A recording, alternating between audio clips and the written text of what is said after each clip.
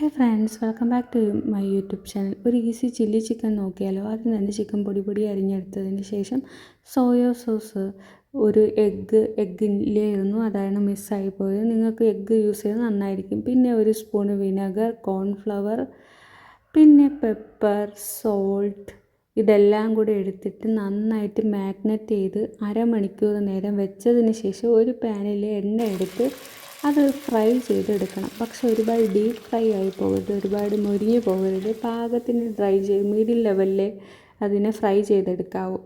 അത് ഫ്രൈ ചെയ്തെടുത്ത് കോരി മാറ്റിയതിന് ശേഷം പാനിൽ തന്നെ ഇഞ്ചി, വെളുത്തുള്ളി, മുളക് എന്നിവ കൂട്ടി അതിനെ വഴറ്റിയെടുത്ത് ക്യാപ്സിക്കവും ഓണിയൻ, സവാളയും കൂടെ കൂട്ടി മിക്സ് ചെയ്ത് അത്യാവശ്യം നല്ല വഴണ്ട് വരുമ്പോഴത്തേക്കും കുറച്ച് സോയാ സോസ്, പിന്നെ റെഡ് ചില്ലി സോസാണ് യൂസ് ചെയ്തത്, പിന്നെ ടൊമാറ്റോ സോസ്. അങ്ങനെ സോസിൻ്റെ കളിയാണിത്. ഓക്കെ, ഇതെല്ലാം എടുത്ത് നന്നായിട്ട് വഴറ്റിയതിന് ശേഷം കുറച്ച് കോൺഫ്ലവറും വെള്ളവും കൂടെ മിക്സ് ചെയ്തത് കൂടെ ഇതിലേക്ക് ആഡ് ചെയ്യണം. നിങ്ങൾക്ക് ഇച്ചിരി ചാപ്സായിട്ട് വേണമെങ്കിൽ കുറച്ച് വെള്ളം കൂടെ ആഡ് ചെയ്യാം. കോൺഫ്ലവർ ഒരുപാട് യൂസ് ചെയ്ത് ഒരുപാട് കട്ട മാവ് പോലെയൊക്കെ ആവും.